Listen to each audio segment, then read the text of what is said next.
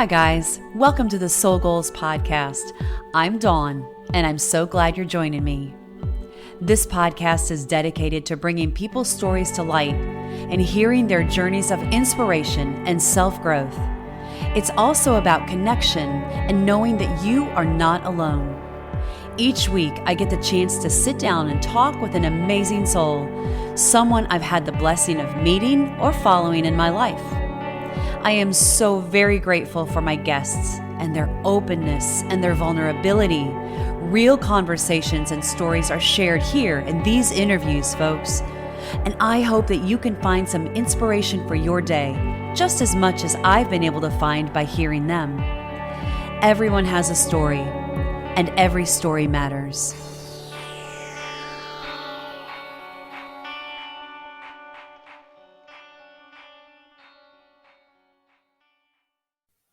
Hi, everybody. I want to welcome everyone to the first inaugural Soul Goals podcast. This is a podcast that's dedicated to hearing other people's stories. We all have stories. We all have experiences that we go through. A lot of times we go through them very silently and we don't share them with others.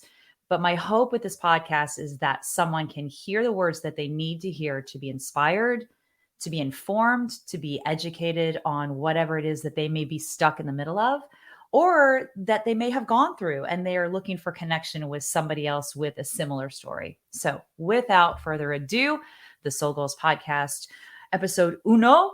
I'm really happy to welcome my first ever guest here, one of my greatest friends from Nashville. Her name is Jennifer. Welcome, Jennifer. Thank you. Yay. Such an honor to be here. Yay. So I was just trying to think before you came on camera, how long have we known each other? Maybe 20 years, maybe? At least, maybe more, because it was pre-kids. Oh, that's right.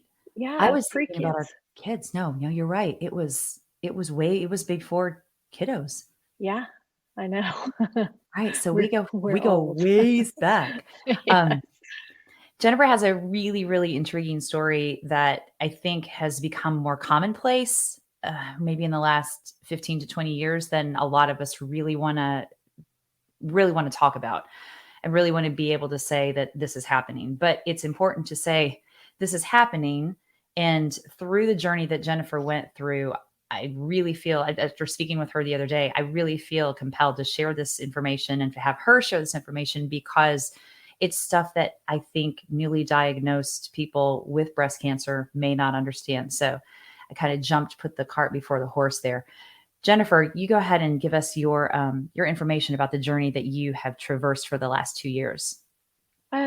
Well, it started in 2022 with a, routine mammogram, and then you get that dreaded phone call that says, "Hey, we see something, come back in." And then it was kind of a very slow downward roll. There is no urgency. But then you start the process of going to a breast specialist, going to have biopsies to see if there's a problem, more mammograms, more ultrasounds. If somebody is actually going through that process at this moment, it is scary, the unknown, but technology and the medical field has come a long way. So you kind of got to trust the process. Right. And, so yes, in February of 2022, I went back with a unusual mammogram. They said, yes, there is something. We want to biopsy it. At that point, you kind of are shuffled around to a couple other doctors because then if you're lucky, because I do feel like that was a blessing to be sent to a breast specialist who that's all they do. That's their focus. And then it took me from February until April until I found out that yes, it is the dreaded cancer. So that's 2 months. Yeah. That's what I mean. There's no urgency. It was very much like you just gotta hurry up and wait. Do you find that was, well, I mean, the whole thing has been a pretty difficult situation for you to go through on all levels. I know just because I know you, but Mhm. imagining 2 months of, okay, I just want to know what I can do. I want to know what we can do. What did you do in that time frame to kind of help yourself? And A lot of prayers, a mhm, lot of crying, a lot of mhm, self-reflection. Um, and really, there's nothing to do. You can educate yourself, but but at the end of the day, I'm not like you. You know, our sister next door is not like me. Everybody's story is different. It's I did not go digging in other people's stories because that was not my story.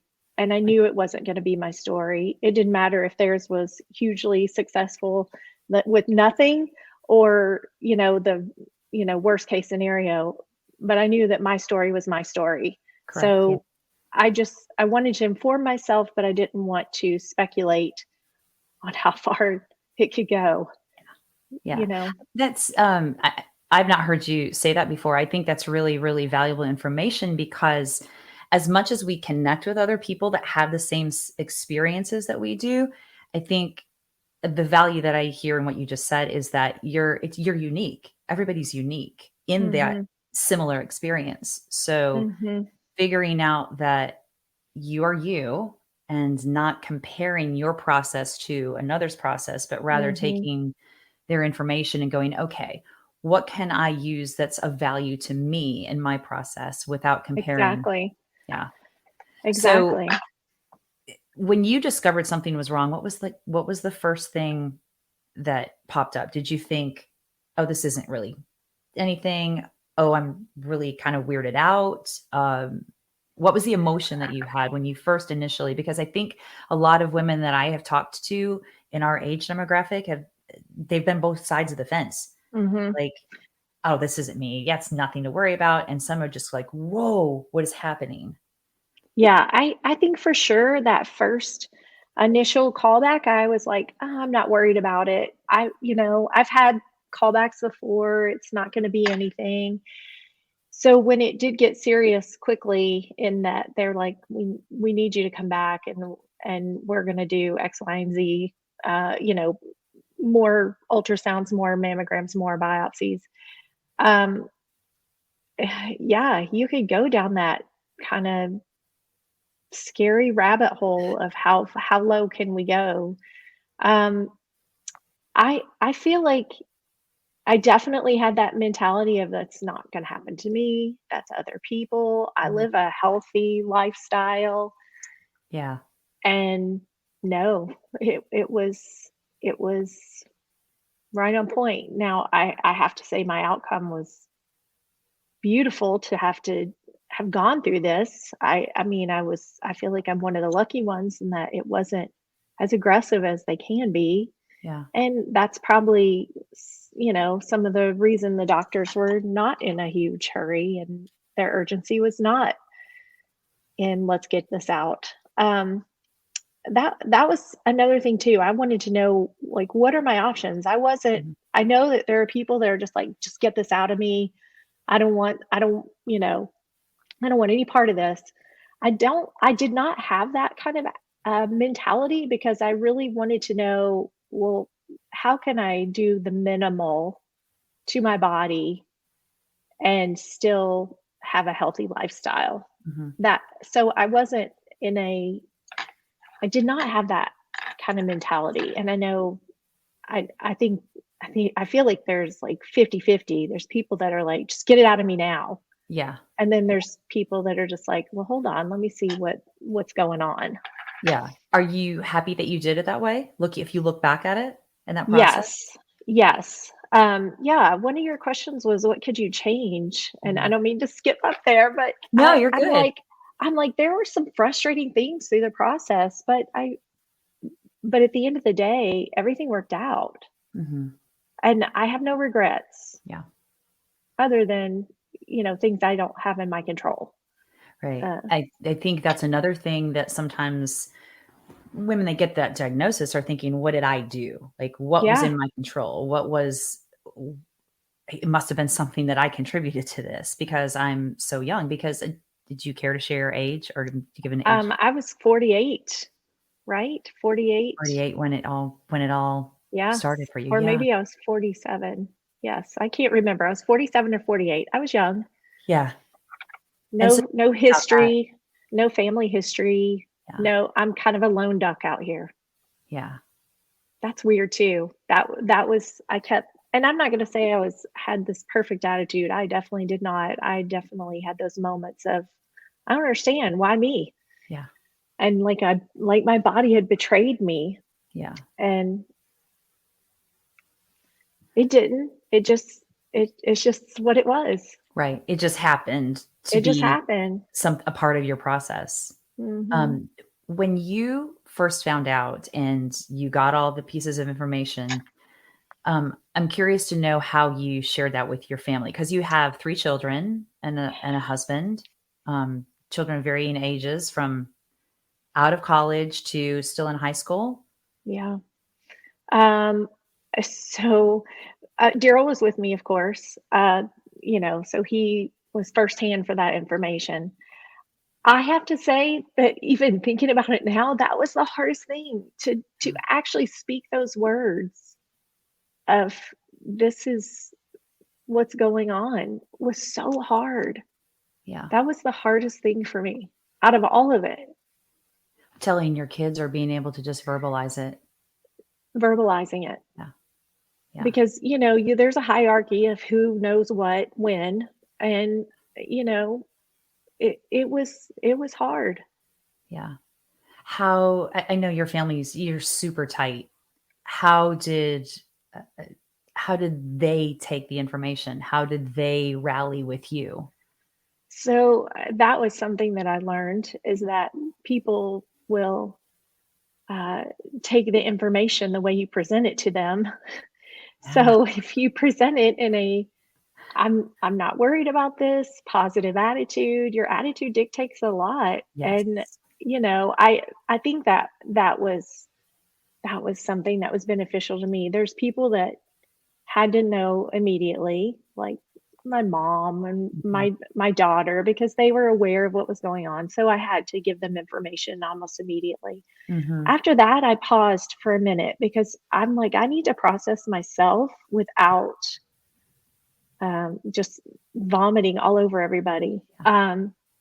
So once that happened and I processed everything, my boys were, it was hard to tell them, but I just kind of, I'm like, I'm not worried. It's going to be okay. I gave them the facts Yeah. and I was really positive. And, I'm sure that they had some thoughts and emotions, but they didn't burden me with that. Mhm. Um, and they were okay. They were helpful.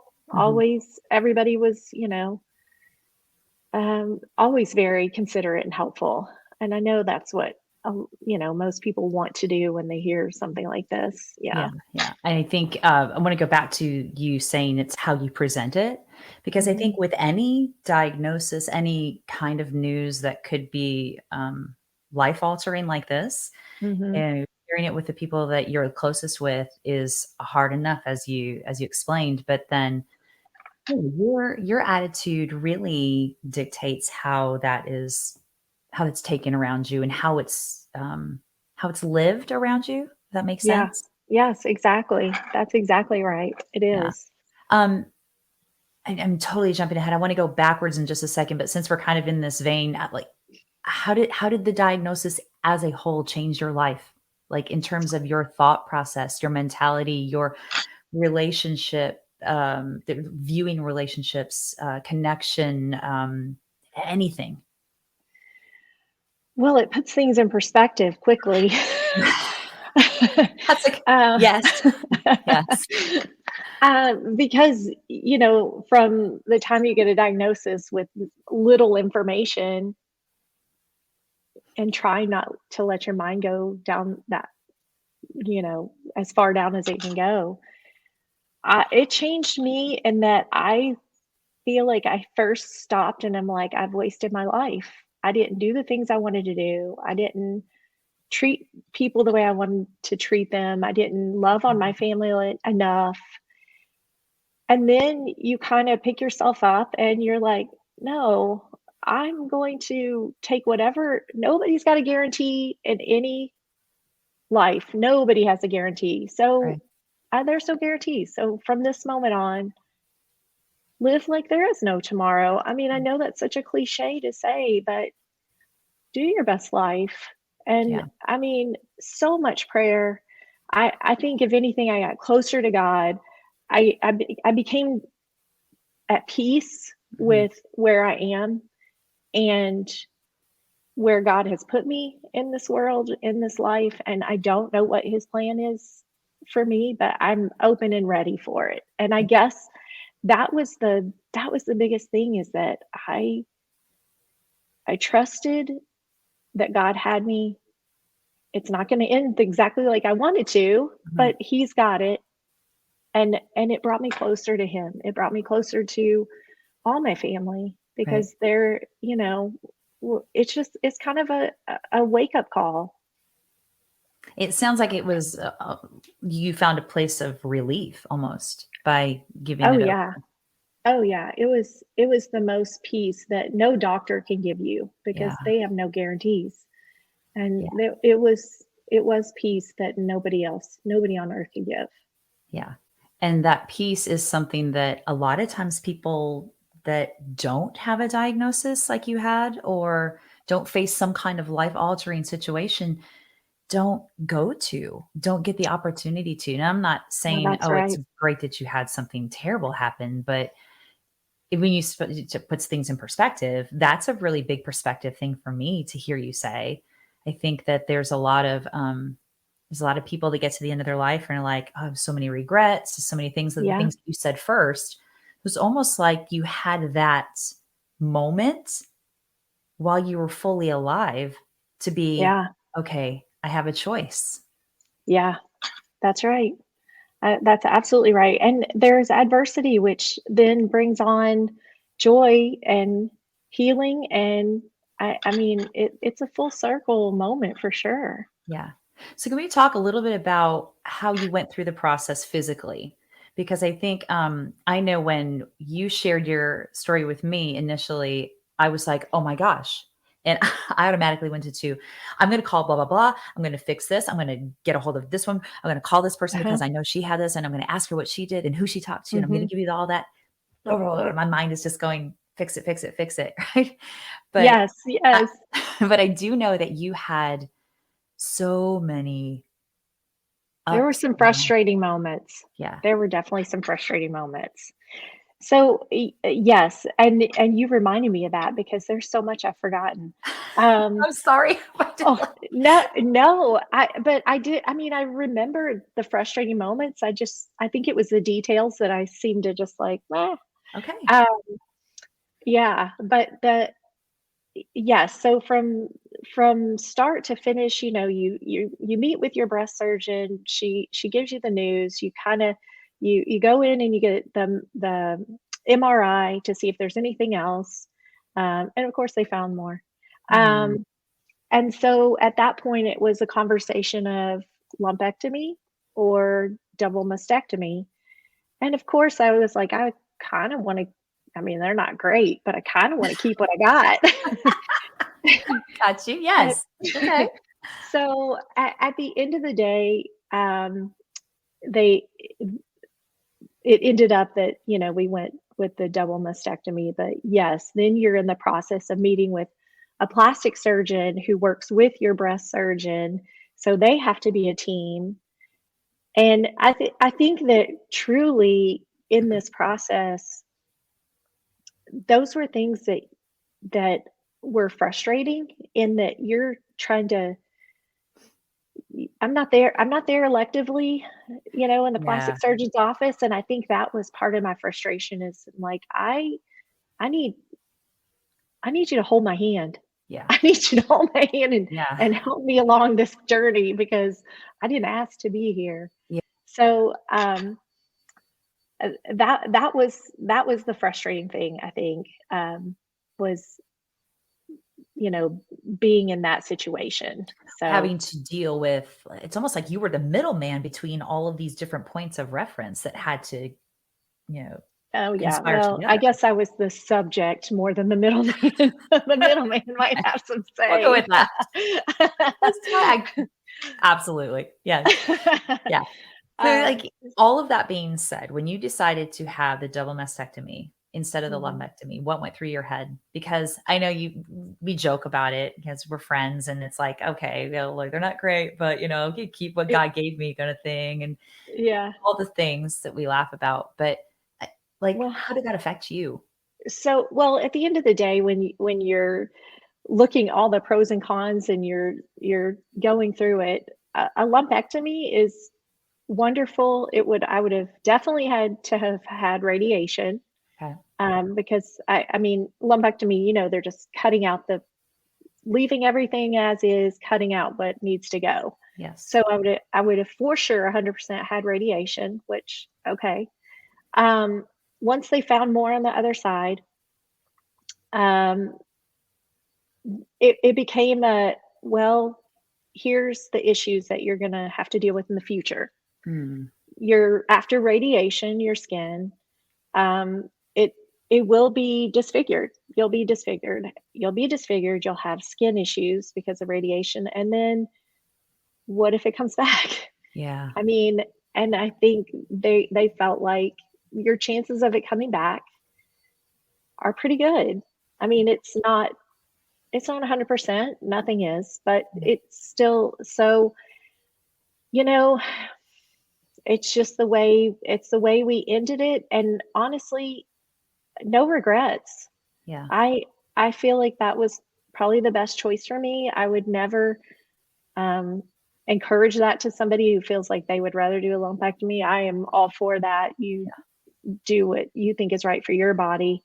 Um, but I have no regrets now. Yeah. I feel like it's it's the best choice I could have made for me at Yeah. that time. When you were in the middle of all the physical stuff that you were going through with the surgeries and the recovery from the surgeries, which is a really big thing because you're a Yeah. super active person and you're a super active household that you're from. I, I mean, you couldn't do anything for a bit of time. Tell me a little bit more about what you did at that point to kind of keep your sanity, to keep yourself grounded, to keep yourself present with not going to go down that rabbit hole that this is, the spiral. Yeah. So I got all caught up on Downton Abbey. Okay. I saw That's good. all series and all movies. Okay. um, no, seriously, it was. Um, I have to say, you're just going to have to go through the motions of it because, uh, again, it starts with attitude. I'm not going to just lay here and you know be a victim. I'm not a victim. I'm going to get up and I'm going to do what I'm supposed to do. I'm Yeah. going to do the things they encourage me to do. And I cried if I wanted to cry. Yeah. I did because there were moments when my body looked frail and pitiful um and I looked like a freak. I Yeah. mean, it's not pretty, but it's a means to an end, Right. and it's okay. I Right. mean, um so I the answer is again, I feel like your attitude has everything to do with it, and Mhm. then peace that you bring into from God, from prayer, from the family around you, because that's and friends. Yeah. You can't do it alone. You Yeah. can't and rely on people. Yeah. I know it's hard. I didn't want to, So you for know, me, knowing you are such a doer. You give so much to your community, so much to your family. You always have since the plus 20 years ago that I met you. And I know how hard, and I'm probably going to cry. This is going to be great. I do have issues. I hope you do. if you cry, I'm crying. I know how hard that had to have been for you to do because you're used to going, you're used to taking care of. Tell me a little bit about what you felt internally about letting other people take care of you. um, well, first of all, you're giving me way too much credit. I am not that good, Oh, uh, but thank you. Um, I I don't know. You just live each day one day at a time. And you just got to give yourself some grace that Mhm.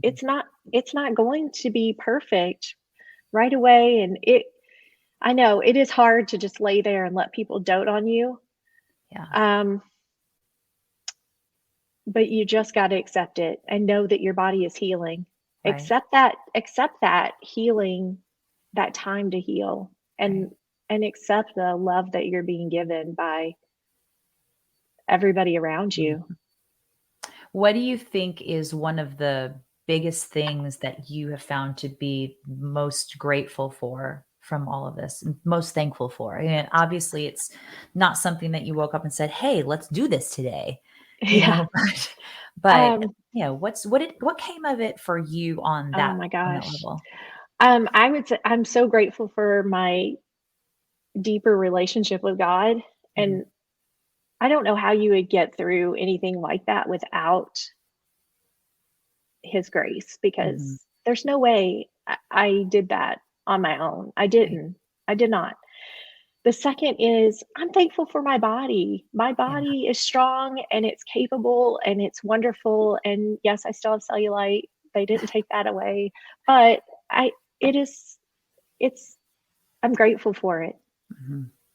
So It's great. those are my 2 huge things. Like, Yeah, I no longer I try not to bash myself. yeah. This is my body. This is the body I was given, and I love it. Yeah. And you talked to, or a little bit ago, about finding grace for yourself in allowing other people to take care of you. I think it's finding grace for the fact of looking at the other side of the coin or the other side of the leaf. I mean, look, you have this beautiful vehicle to carry your soul through this life with, and this is a blip in your journey. And Mhm. you addressed it with this really great attitude, which is, I think that's probably my biggest takeaway from talking to you today. And again, I know you as a person anyway, but that's really, really helpful. Always helpful to hear that someone chose that attitude, that and that's a cliche thing, attitude of gratitude, but it applies here. You know, I'm I know it seems like such a cliche to continuously say that, but it's true. I mean, mhm, just little acts of it change your world. mhm, They really absolutely. do.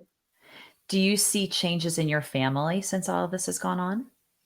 Like, that have, like, Um, fallen from you to, like, the apple falling off the tree kinda thing? I I think I think we're still early in it. I'll Mhm. be honest. I think that sometimes my family, they still are probably processing it. Oh, okay. I don't I think that there's still a lot of processing going on. I mean, it's been less than a year since I've actually, you know, got the all clear. Yeah. So, I think that we're all still in the processing it from all angles. And I can't even speculate what their interpretation is, like how they felt. I know my boys, they don't share, they're not sharers. Mhm. My daughter, of course, was terrified. She admitted it. She's like, I'm not ready to lose my mom. And Yeah. so that being said, I would say that we try to be a little more patient with each other. Yeah. And, I think maybe what I'm seeing is that their bond has strengthened together because, the goal is that we're not here, they're together. So I'm Yes. thinking my children's bond should be stronger than and so I don't know. I'm not sure that was a great answer for your question. I'm No, sorry, that's no, but no, no, no, no, it's great. I think that's super valuable information too, because I think that's something that people wouldn't think about. They would think about what their connection to their family is, which is what I asked, but it doesn't, that's not all that it is. yeah, Yeah, the bigger picture is that you have created this lovely family and you want them to be bonded together even when you're not able to be bonded with them. yeah, Yeah. yeah. Yeah. Um, what is one of the best pieces of advice that you could say to someone that either say they just got the diagnosis today, this week, last month, they're just new in it, or even to someone that's kind of in the thick of it, that's in the weeds of it, thinking, am I doing the right thing? It could be more than one piece of advice. Anything that you have that you want to share? Um, I think that my advice would be, it's okay to take that moment and take a deep breath and Mhm. not make a decision on the fly, and let process it. I mean, you there was no urgency on mine. I know, unless you were having some serious emergency, there's you have a minute to take Yeah, a deep breath, process what's happening, understand what your options are, and then you'll come out wiser and on the other end. yeah. I think that's super, super great because a lot of times we think our instinct is like you said earlier in the talk, you know, some people are like, I just want to get it out, just go Mhm. away, just want to move past this. And I understand that urgency, Mhm. depending upon where the diagnosis is. Which is a Mhm. whole other situation for everybody's. That's everybody's separate story. But knowing that, okay, I'm going to pause. I'm going to take a deep breath, and then I'm going to carry on. Yeah, I mean, you do have time for at least that. Yeah. you do. I feel like I learned that Hmm. fairly early on, that my best course of action was to take a minute, take a breath, process what's being said to me, because there's a lot of information that's being thrown your way, Yeah. and it's it is scary, Yeah. and you're not alone. My goodness.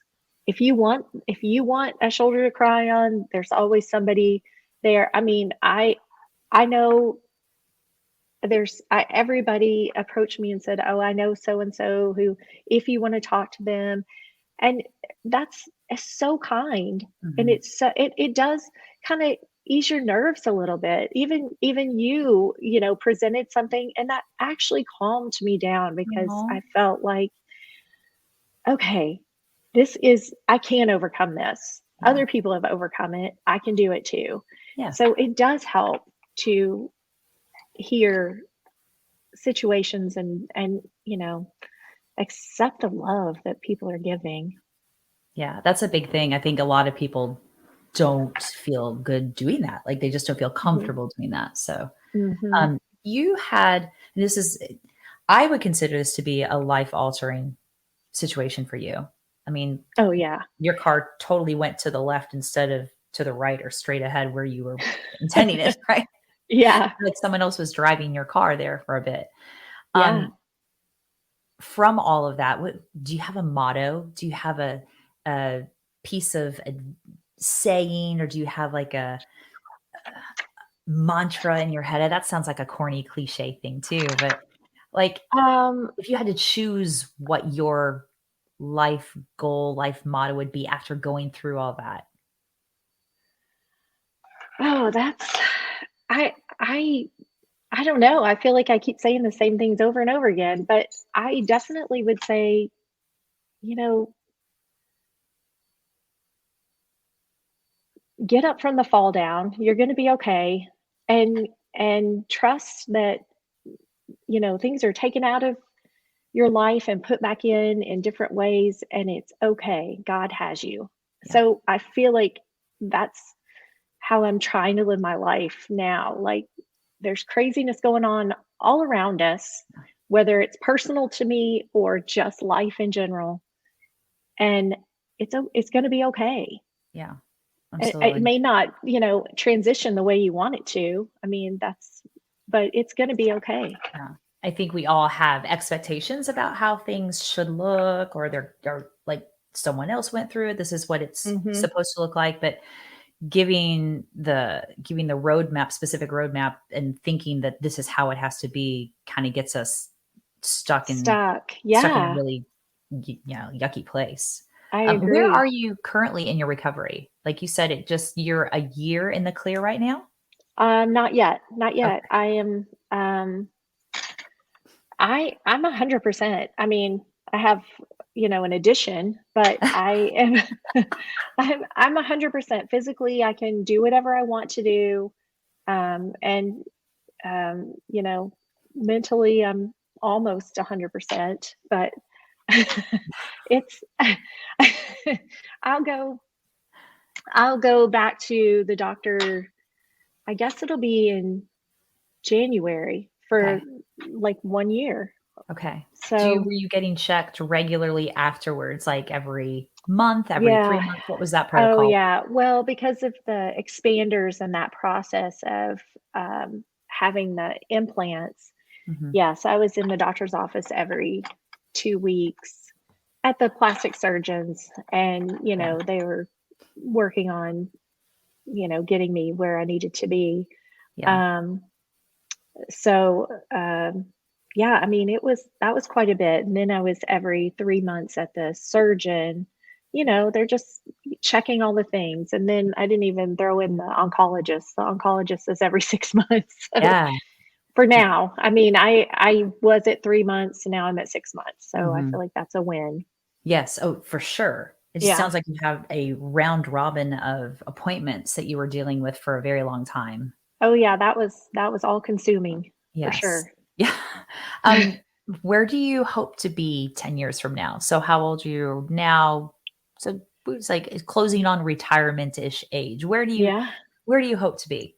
Oh my gosh, I hope to be traveling to foreign lands, Okay. Italy and anywhere else, and hopefully grandkids by then. Yee! Oh, that'd be exciting. I mean, I Not just have an yet, older daughter. Not yet, not yet. 10 but by years would be 10 years is good. perfect. 10 years sounds great. Yeah. So just to wrap, I before we go, I want to do some fun little rapid fire questions with you just because I know this is a really deep subject for a lot of people that may be watching it. And I know it's a deep subject for you. I know we were tongue in cheek about it just because we know each other, but I do know that you take it very seriously and that you took it very seriously, and it's very much a part of your life that has not defined who you are, but has helped shape the person that you have become and the choices that you've made. So by no means are we making light of any of that for No. Yeah. anyone's journey Yes. at all. Yeah. But I do feel like, again, you said it, it's that whole attitude and kind of how you present it. So I want to leave it with some lightheartedness and Okay. just a little bit of a banter back and forth. Okay, so this is going to be funny. I did send you these questions, so I hope that you're kind of prepared. I was going to throw a couple just random ones in there, but then I thought that's probably not a good idea. Probably not nice. Okay, so I'll start out with what has been your favorite age so far? Okay. 32, Oh, because I know, because very it's specific. you're very young, Okay. and you're not stupid anymore. Yeah. I don't know, 32 was a good year. I think I had my last child. I was like, life was like, "Oh, I'm so happy." Okay. Yeah. 32. I love the specific. Yes, it's 32. 32. Okay, so finish this phrase. The way to my heart is blank. Music. Music. Okay. Yes, I love Favorite music? music.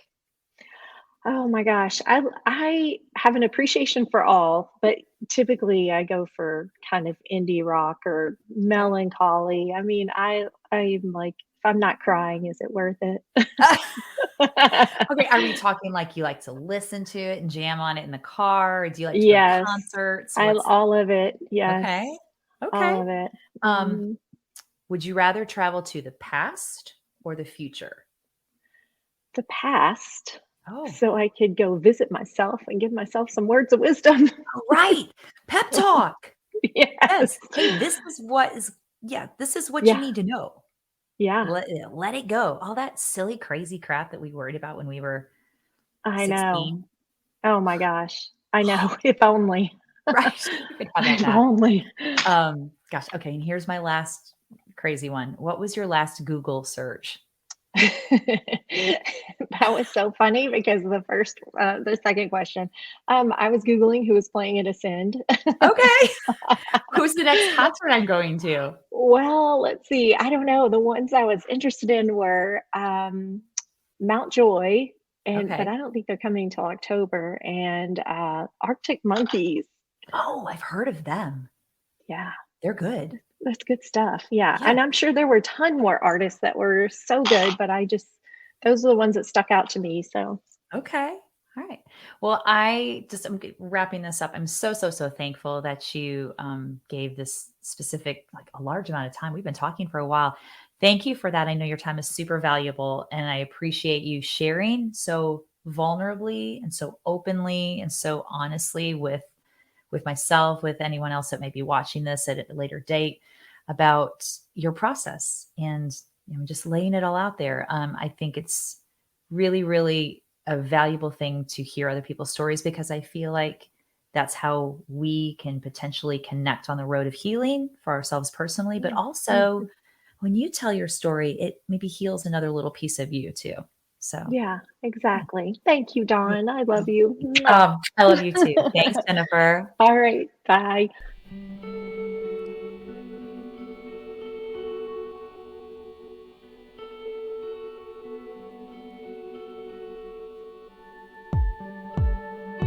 Thank you so much for tuning in today. If you have an idea for an interview or you'd like to share your story, send me a message at dawn@thesoulgoals.com. I certainly hope that today's guest and their words have led you to find a deeper space of your very own soul goals. I know they have for me. Until next time, friends, remember that everyone has a story and every story matters.